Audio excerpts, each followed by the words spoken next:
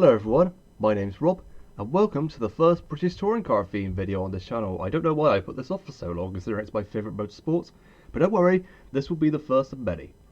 Well, it's just under a month before the first meeting of the year at Thruxton. We know the drivers, the cars, the teams, the tracks, everything, except how they're all going to do, but we can still predict, right? So here are 10 of my predictions for the 2021 BTCC season. Number 1. Jason Plato and Gordon Shannon will both return to form. After taking a year off due to the pandemic in 2020, Plato is back with Power Max Racing. He won his last race with, as of this video. He was very consistent in his first year there, and the car seemed pretty consistent despite having a few new drivers in it last year.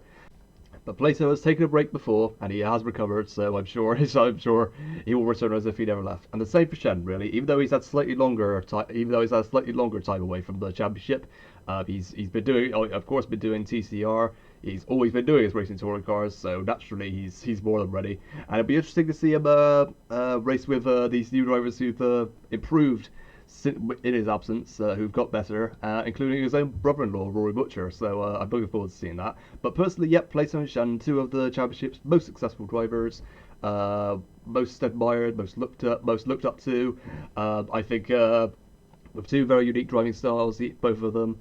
I'd be very surprised if they don't immediately impress. Of course, driving the same cars, well, same team they were driving before they left, but Shannon's got to drive the new Honda, which he hasn't before, except for testing, but it'll be interesting to see that. I imagine he'll suit that very, very, very easily. Number 2. Tom Chilton and Adam Morgan will challenge for the title. Morgan's family-run team, Sicily Motorsports, have upgraded to the new BMW this year, which pretty much became the best car in its first year in 2019. Gave Turkington his 4th championship and a runner-up last year, despite being very close to another championship. So naturally, this car is almost flawless so far. So Morgan and Chilton, this could be their best chance ever of challenging for a championship. Both very gutsy drivers who I've really grown to look up to, admire. I'd really love to see either of them win a championship in the future or the present. But the one thing I hope is I hope it's a good partnership, because these two, both gutsy, both with very similar driving styles. They can make progress quite easily, benefit from others' misfortunes. I just hope that if we get to a point in the season where they're both in contention, that it all works out and they don't. There's no falling out in the team. No one's divided or anything. We want it to work out for them. So yeah, fingers crossed for Chilton and Morgan to challenge for the title. And as long as they keep it clean and stay closer to the championship than they are to each other, if you can follow my meaning. Number 3. Tom Ingram will improve eventually. Of course, one of the biggest team changes for this year is Ingram leaving Speedworks after 7 years, or even more, who knows, to Accelerate. An interesting choice was my first reaction. A team that's doing its 3rd year of the championship now. The Hyundai, it's still a new car. It's only its 2nd season, and it was immediately better than its first year. Chris Smiley and Sarah Proctor did get good results in it.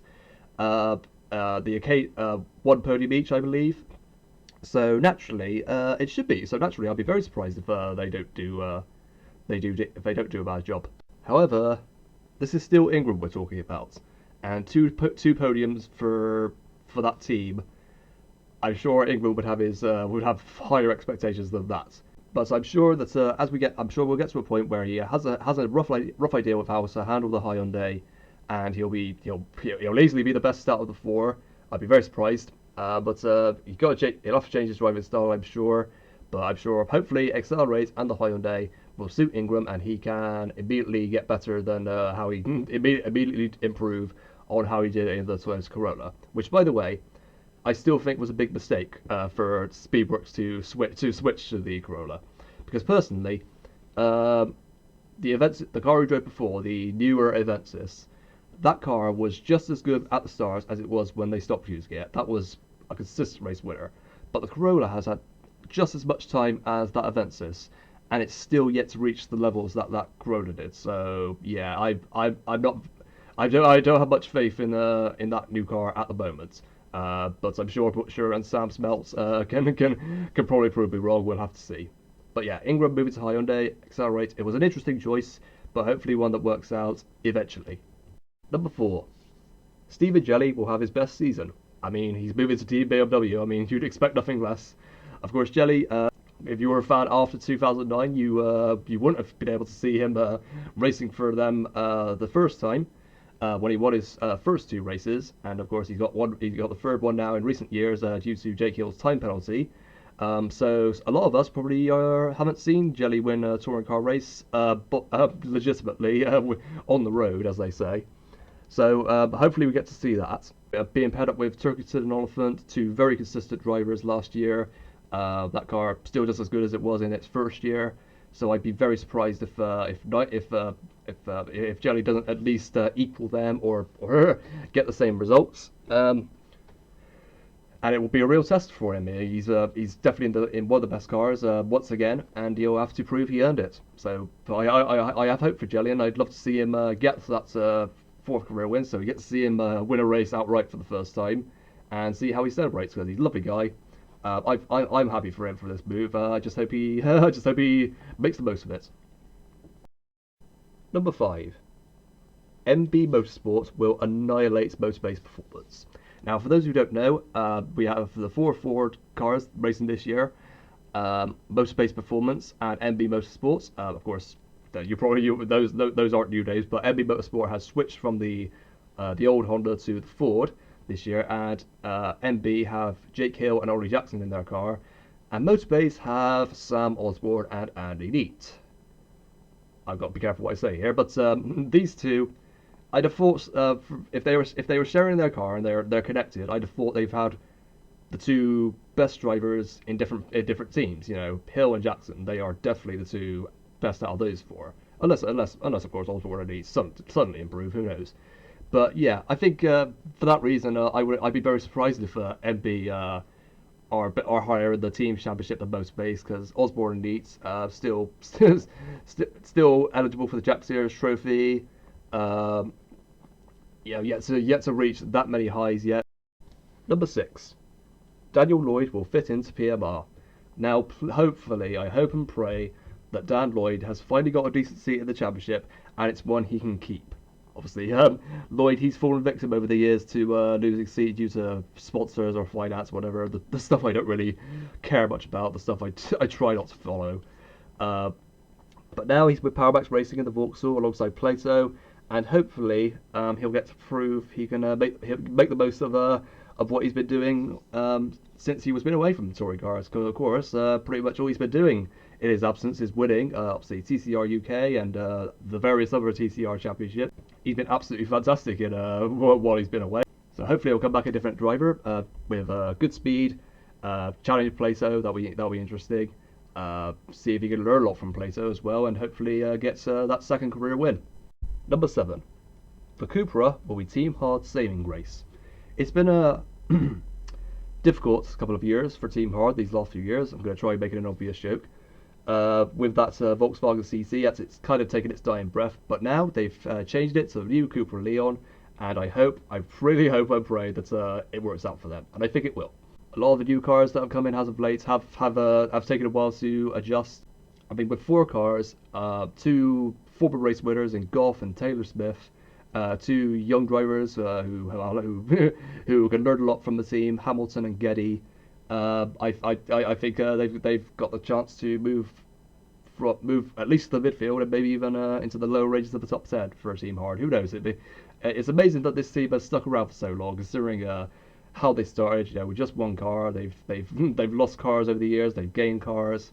So yeah, they've been through a lot. So props for Tony Gillam for keeping his team afloat for this long, and hopefully they get the reward this year with a new car and a return to form. Number 8. Carl Boardley will win the Jack Sears Trophy. We've only got 10 drivers eligible for the trophy this year, as was the case last year. Of course, more and more people are getting podiums, so it's harder to get people in that trophy now. But looking at the names, I think there are a few here and there that might surprise us. Dan Rowbottom, he's in the team. He's at Dynamics this year. This is a good opportunity for him. Rick Parfitt Jr. He's a rookie, so we don't know too much about how he'll do. Jade Edwards only done one meeting last year. Looking forward to see what she does. Sam Osborne and Addie Deeds both in a very fast forward, but I don't think it will be any of them. I think Carl Boardley in the Infiniti Q50, the car that gave Sutton the championship last year, I might add, will get the Jack Sears Trophy this year. And I'm sure the team would expect nothing less from Carl. Clearly, Boardley suits a rear-wheel drive car. He did do some very good performances in the older BMW last year, so rear-wheel drive should definitely work for him. And considering he's paired with Sutton and Moffat, Moffat admittedly did take a while to adjust to the Infiniti last year. Sutton pretty much fit in straight away. So I'm sure I imagine Laser Tools Racing are expecting him to be very much up there for the Jack Sears Trophy, and I think he will get it. He'll learn the car, and looking at his performances in an old BMW, which has dipped in recent years, understandably.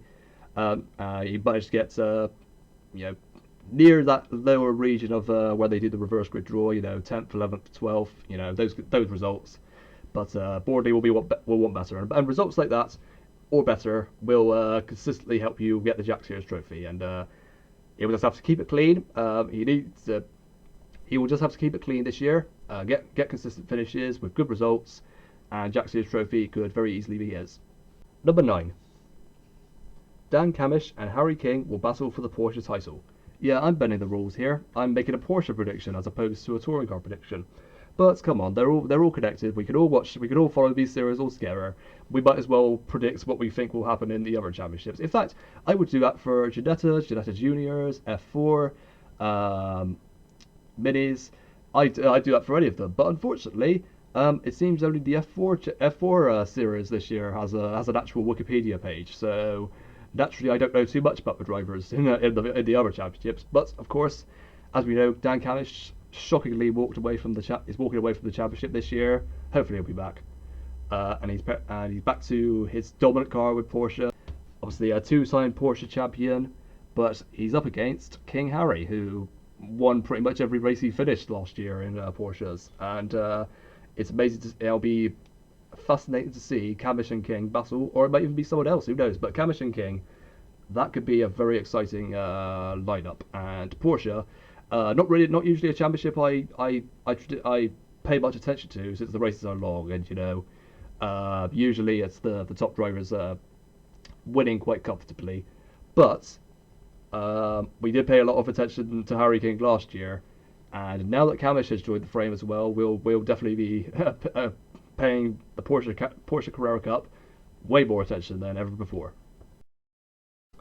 And finally, number 10. This will be Andy Dietz' final season. This is a prediction. It's not a hope, as I'm sure it is for some people. But Dietz, after several years, I'm sure the reasons these are perfectly understandable. He's explained his reasons, and over the years, and they are understandable. He has the business talk, and he has the money required to get a seat, and money talks in this championship, and it's understandable why he got that seat. But I think after a while, poor results in what is a new Ford ST, a car that was absolutely fantastic last year with Jackson and Butcher, but Neat for some reason just could not pull it together. And who knows, he might even do it this year. He might finally get a season where he gets the respect he hasn't really got as of late. So who knows? But if it's another 2020 for Andy Dietz, I think Motorbase will give him the kick back this year. So those are my 10 predictions, obviously off script, of course. So I did ramble a little bit. Sorry about that. I didn't really have time to write a script for this one, but hopefully we'll do more. Of course, another touring car video will probably be made soon, where I react to probably the first meeting. So hope you've enjoyed it. Let me know in the comments if you have any predictions for this year. If you're thinking of watching the championship this year, you definitely should. It's obviously on ITV4 live. It's perfectly easy to view. The qualifying is also, and the other support series. If you like F4, GCs, Ginettas, Porsches, Minis, all of those, definitely give it a watch. And I'd love to make a few BTCC friends in the motorsport community. We don't have too many, I'm afraid. But yes, like this video if you enjoyed, subscribe to the channel if you're new, and as always, thanks for watching, and I'll see you next time.